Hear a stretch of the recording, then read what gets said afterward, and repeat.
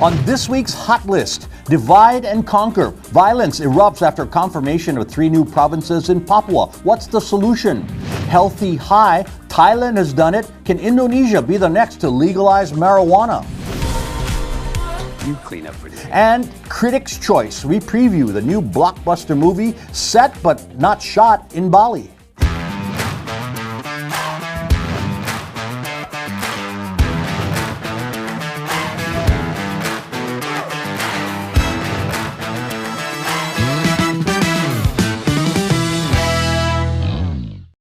Hello and welcome. This is Hot Indonesia. I'm Dalton Tanonaka in Jakarta. Let's get to it. My co-hosts, Millie Lukito, CEO of the Mobiliati Group from her home in Jakarta, and Linda Ibrahim, writer and business consultant based in Jakarta. Hot topic number 1, divide and conquer. Indonesia's easternmost province is again seeing what authorities called separatist violence. 10 people were killed this past weekend in an attack with guns and knives on a transport truck. A rebel group claimed responsibility, saying the victims had government ties. Now, this follows the passing of a law last month dividing up the region into 3 new provinces. Now, the government says this division will help development and create new jobs. Critics say it's a way to gain tighter control over that resource-rich area.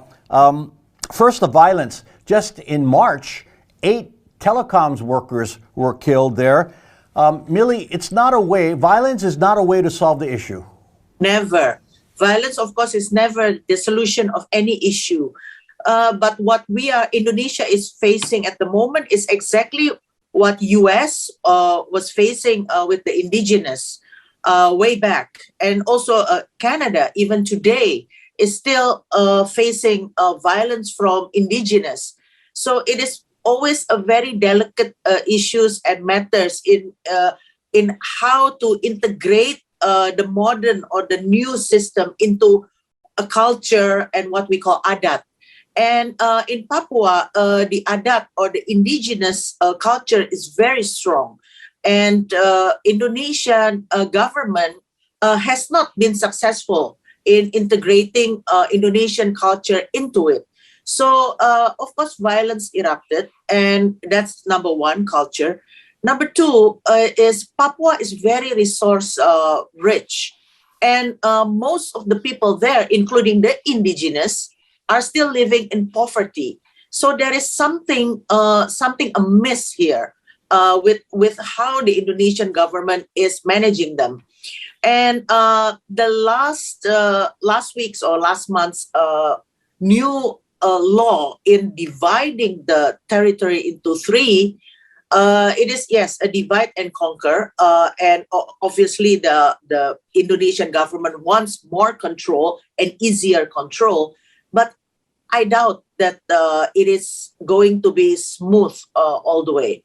So we'll see, Dalton. But I think Papua in Indonesia, this is a very dicey matter. Yeah, and it's been happening a long time, and that's what I want to discuss some possible solutions. First, to Linda, I mentioned Papua is rich in natural resources with huge gold and copper mines, among the biggest in the world. But the population, as Millie said, remains among the poorest in this country. Linda, economics play a role in the unhappiness there. Absolutely. From what I understanding from discussions with Papuan activists and just my Papuan friends, and that time I went, which is very short, unfortunately, was that during the 32-year rule of Suharto, that was the huge missed opportunity. Suharto really just used that time to milk out, the gold and the copper, and he neglected the development. So a lot of Papuan people through multiple generations felt being taken advantage of, so, and I saw the same thing with the Chinese people with oil and gas, it's exactly the same. They felt like, oh, we're in a cornerstone, far-flung corners of Indonesia, and they came from Java, from Jakarta, and they just came here and took all the important jobs and took what's beneath our ground and left us with nothing. Just gave us these little jobs as security details or receptionists, and it actually spoken exactly like what I heard in Aceh. And that's a good comparison, because Aceh is the northernmost, or actually westernmost, and Papua is the easternmost. It's kind of like out of sight, out of mind for the leaders in Jakarta, and that's unfortunate. Millie, you talked about the cultural aspects. Papua is an area kind of onto itself. Melanesian roots, very different from the rest of this country. Of course, most people there are Christian, as opposed to the Muslim majority in this country. Now, I think, Millie, if there is a legitimate cry for independence, which is what the separatist groups want, I say let them take a vote. Let the people decide. I know that sounds crazy. That would be unheard of or unthought of for the leaders in Jakarta, but I think let the people decide. Millie, do you agree? Again, I think it's not as easy as that. Of course, the people there, they think since they have all the natural resources, they are rich actually. Of course, they can separate and build a new republic, a new nation for themselves. But I don't think it's that easy, because they will be prey to the larger nations, the neighboring countries. I don't think it is as easy as that. And for the Indonesian to lose that side, we already lost Timor-Leste, for example. Yeah. So I think the sovereign, the complete sovereign of Indonesia should not differ from what it is today. But separatist movement, this has begun in 1962 actually. So almost 60 years since the Dutch colony at the time.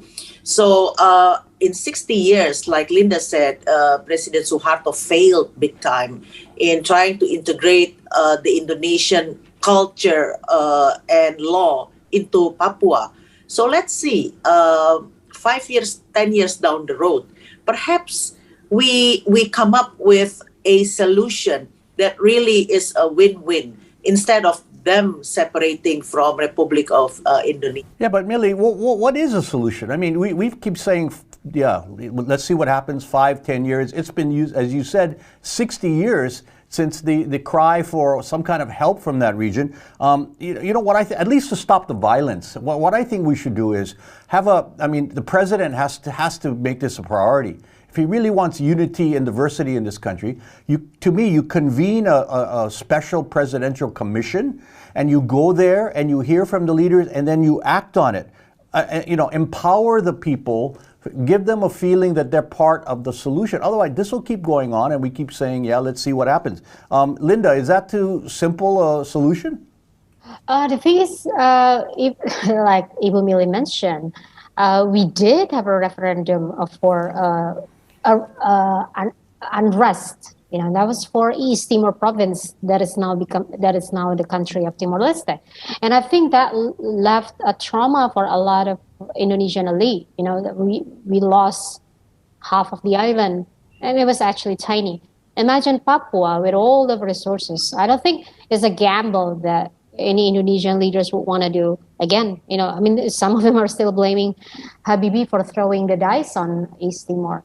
So, but I agree with you. The violence needs to stop, not just for the rest of Indonesia, but for the Papuans themselves, because they actually live there. We're so far removed from them. Whatever happens there, but they live there and they're unhappy. And what I'm scared now is that there are a lot of Papuans who want to remain with the Republic of Indonesia, but they want to see things change. They want to see good schools, good roads, good hospitals, and Papuan talents being developed for Papua. Yeah, and they haven't seen that in their lifetimes.